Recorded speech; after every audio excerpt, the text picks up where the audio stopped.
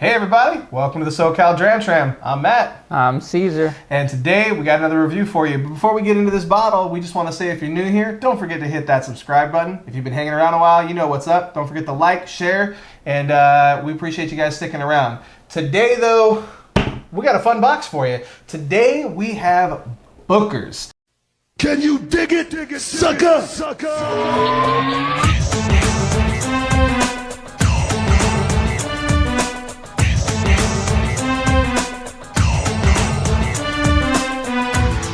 Booker's Kentucky Bourbon, and this has got a little bit of pageantry going on it. You got Booker's burn marks on the box, you got a little dude sitting there on the back, you got a little front-facing window that comes out, and then a bottle that comes out of here. So kind of crazy. We're going to go ahead and set this down here because this thing is just massive, and honestly I'm afraid I'm going to drop it on Caesar's head or something. So Booker's, they released, well first off, they're produced by Jim Beam, and they release this special Booker's 3 times a year. And this one is from 2018. This is from March 2018, and this is the Kentucky Chew. And so the little bit that I've read on this bottle, it should be an interesting experience for sure. I think one of the things that I read was that it was kind of like chewing on tobacco. And so I'm like, well, all right, let's get our baseball hats on, even though we ain't got no baseball hats. It's presented at 63.35% or 126.7 proof. It's going to be a punch in the face. It's aged for 6 years, 4 months, 12 days. I love the fact that they put the exact age on the bottle. As you can see, folks, this has not been cracked. So we're cracking this literally on camera, so it's going to be interesting as a bunch of wax flies everywhere. But nonetheless, I'm excited about this. What are your thoughts on this so far, Caesar? I'm pretty excited, folks. I am very excited about this. Booker's, we got some bourbon, we got, alcohol. I'm excited for alcohol, period. So... Good pop. Yeah, nice little pop. Looks like it's actually a synthetic cork too, which is kind of cool. And he's saying it's considered a chewing bourbon. That's the name of it, is Kentucky Chew. Kentucky Chew. So each Booker's batch that comes out, they come out like 3 times a year, and they all have a different name. So I've seen like Country Ham, Teresa's batch, Beaten Biscuits, and that's supposed to be kind of like a summary, if you will, of the flavor profile. So this one is Kentucky Chew. So Kentucky Chew, what that tells me is it's good enough to keep in your mouth and keep it going around. So let's hope that that lives up to the hype. Well, and a few of the reviews that I saw on this particular bottle said, hey, chew it like you would like gum, essentially, to kind of get the full experience. So I'm excited to see what this does. Shout out to Royal Market Liquor in Anaheim. Picked this up from them at retail price, which was kind of awesome. I think this was about $80, if I'm not mistaken, that I paid for it, which honestly, for a special release bottle, that's not that bad, especially a bourbon these days. It's not a little book or anything like that, just standard Booker's special release. And like I said, it is the Kentucky Chew. So we're going to go ahead and get into it and see how it is. What coins are you using today? For my coaster coin, I'm using Burnt Toast. That's right, Drew. I see you. And for my topper coin, I'm using my Scottish Oi Okvite coin. Oi. Are you intentionally trying not to sound like Short Round now? So anyway, back to my coin. I'm using the Whiskey Dick. Shout out to Bill from Whiskey Dictionary. The reason why I'm using this coin is because Booker's. That's right, folks. You can kind of see it, I hope, anyway. But nonetheless, we're going to keep rolling. Hey, as y'all know at home with the Whiskey Dick, Booker's and hookers come together like red on an apple. Moving on. It's a family show. There's some kid out there with like wide eyes like... Looking at an apple. Just kidding. So fun story before we get into any whiskey talk, just because it just reminded me of it. It's too good. It's too good to not share this story. So my niece, she's 18 now, and I won't say her name or anything because we're on camera. But she's 18, and when she was real young, we're talking like under 3, maybe 3 to 5. I can't remember exactly, but she was a youngin', right? My sister and I were watching TV, and this will all tie into the story, I promise. And Jenna Jameson, like a biography was on about Jenna Jameson. If you know who Jenna Jameson is, then you know. If you don't, just do a quick Google search. You'll know. And my niece was looking at model pictures of Jenna Jameson, and she goes, "Mommy, I want to do that when I grow up." And both my sister and I were like, oh God, no. So relating back to Caesar's comment about, I'm not even going to repeat it. But nonetheless, let's get into some Bookers, folks. So this is my first experience with Bookers. I'm really excited. You've been sniffing away. What are you getting on this so far? That's just the regular. As far as the nose goes, it's an average, that brown sugar bourbon. Started high in alcohol, but now it's mellowed down a little bit. But I'm really curious to see what it tastes like. I don't know if it's because I was telling a story, but it does not smell like 64%. No. Like, at all. Like, normally at that high, you're like the Jack Daniels, right? That was only 66, so it's a little bit higher than this. But you got that Sharpie note right off the bat. This is like, I could nose this all day and not really be kind of offended by it. Like, it doesn't seem like it's trying to hurt me as of yet. But you're right, traditional bourbon noses, like, get that vanilla, get a little bit of that molassesy note. It reminds me a lot of that shoe fly pie that I've talked about. And one time I'm going to show you guys what that is because it's delicious. Wow. I took a sip. Yeah? Tell me about it. Folks, this is actually really good stuff. It's on par with bourbons that aren't barrel proof. So to me, this tastes just as good as a 43% bourbon. Like that alcohol percentage isn't kicking as hard as it usually does. I mean, this might be the fourth or fifth cask strength barrel proof whiskey I've had today, right now in this moment, but it is not tasting very harsh, and it is pretty easy drinking right now. Okay, so here's what I'm going to tell you. You took a sip, don't swallow it, swish it around in your mouth, get it in your gums, pretend like you're flossing, or not flossing, sorry, using mouthwash. Then take it down. I'm going to talk through it while you do that. So everything that he said, smooth on the palate, all that good stuff. But I took it kind of that next step and kind of used it like a mouthwash. And yeah, I get that Kentucky chew. It's kind of like what I imagine chewing on a barrel stave would be like. It's very woody, oak tannin, like it says uncut and unfiltered. Like, I can see that. Like, is there protein floating around in this bottle somewhere? Like, that's not saying it's bad. It's just saying, like, it's a different kind of bourbon experience. Like, I've had bourbons that are hotter. I've had bourbons that are more mellow. But this is like a full mouth experience, which, again, I gotta stop saying stuff like that on the internet. But, like, it's good. The cherry note is there. The vanilla's there. That molasses note jumps straight to the front.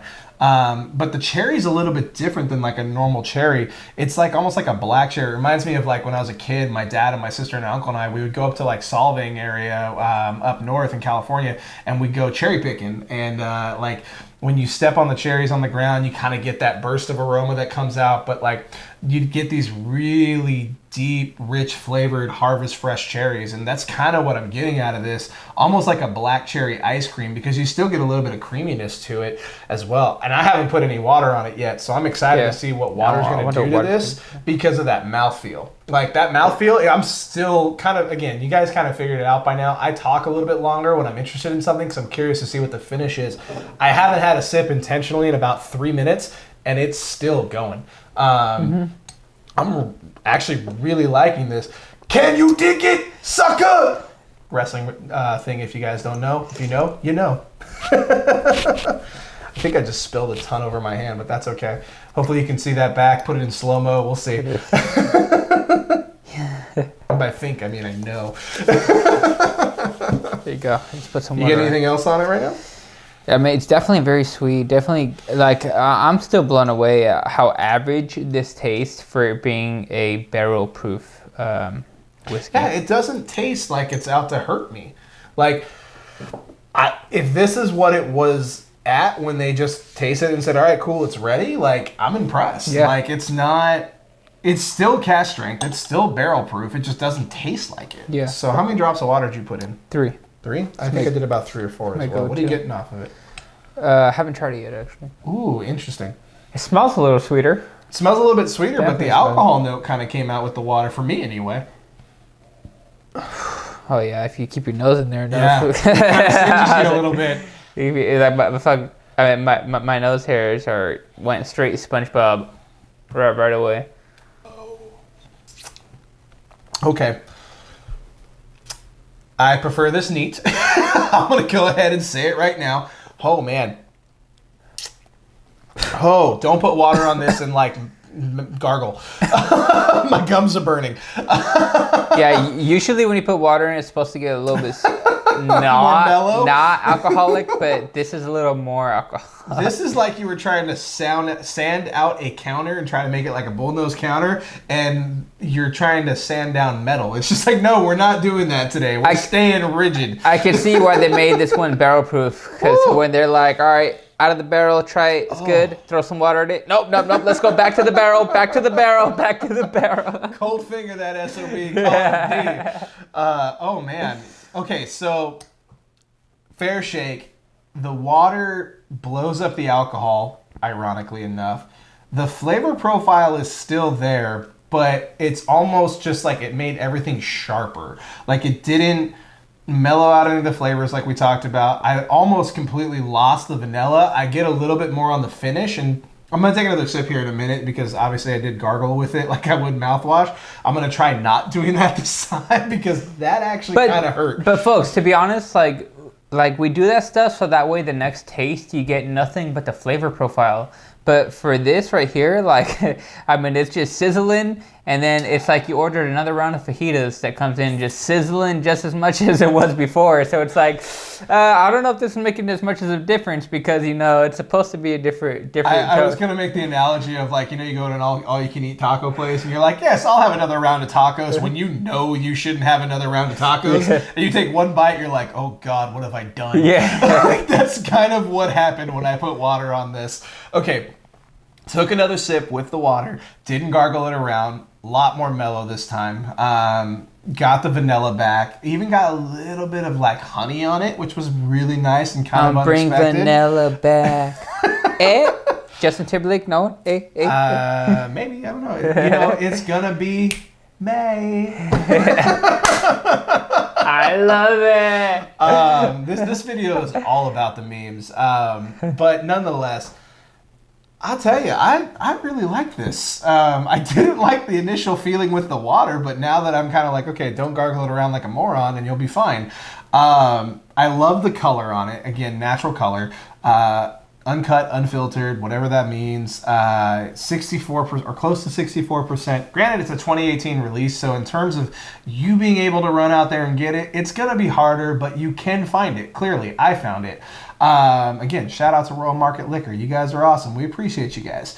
Oh man, if I have to score this, I am so torn on this. I haven't been this torn on a bottle in a while.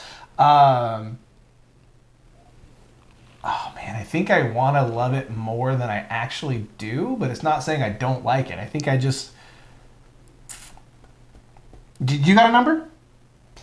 To be honest... Because I don't have a number yet. I'm between 3 and 4, but I'm gonna honestly give it a 3 because, like, I don't know, man. Booker reminds me of my favorite hooker. If she would get sick quickly, I wouldn't shook her. So I don't know. I think this is good. I'll give it a 3. Not your best. I'm going to go, like, first off, let's talk about Caesar Slam Poetry album there for a second. If that was the new single, this is like the single off the third album where the band's starting to break up and you can hear it on the record. Like, this is track 11 and you're like, oh man, you shouldn't have put that on there. That was what that track was. But nonetheless. Hey folks, if you come up with more rhymes that go with Booker, let me know. Look, let's call a spade a spade. That isn't hooker. Like, like you can rhyme Booker with Booker. Like, who knows? But nonetheless, the band analogy is I'm a Guns N' Roses fan. They're my favorite band of all time. Spaghetti Incident. If you're a fan, then you know. Not a good album. I think I'm with you though on this whiskey. It's a 3. It's not saying it's bad. I'm excited to try another Booker's, whether it's an older batch or a newer batch, whatever the case may be. I'm excited to try more because if this is my first experience with this one and I'm getting a lot of engagement out of it, I think this is one of those, like, if you're a Scotch drinker, if you're an Irish drinker, right, and you're like, I only drink X type of whiskey. This is one you should try, especially if you're into drinking a lot higher proof or a lot like cask strength whiskeys.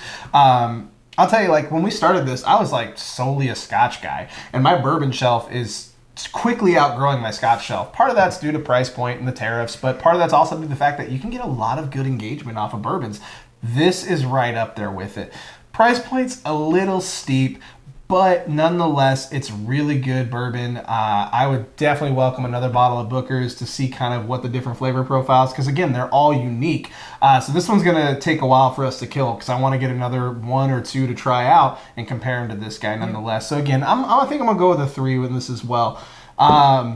But hey guys, if you have tried a different Booker's, a different batch, say from 2020, 2019, or further back, who knows? Let us know what you thought about it in the comments. Do you have a recommendation that we should try to seek out? Is there a different Booker's where you're like, man, Kentucky Chew, forget you. We want to go ahead and get you a different bottle. Let us know, because we're into kind of finding some unicorns right now, and we're into trying to find some stuff that we could get into. But don't forget to like, share. If you're new here, subscribe. Hit us up on Instagram, Twitter, Facebook, all the socials at SoCal Dram Tram. That's about all I got from me. What else you got today, Caesar? That's all I got from me, buddy. Hey, stay safe and drink well. All aboard. Catch you next time. Hey, everybody. Hope you liked that video. Don't forget to hit that bell for notifications. And don't forget to subscribe.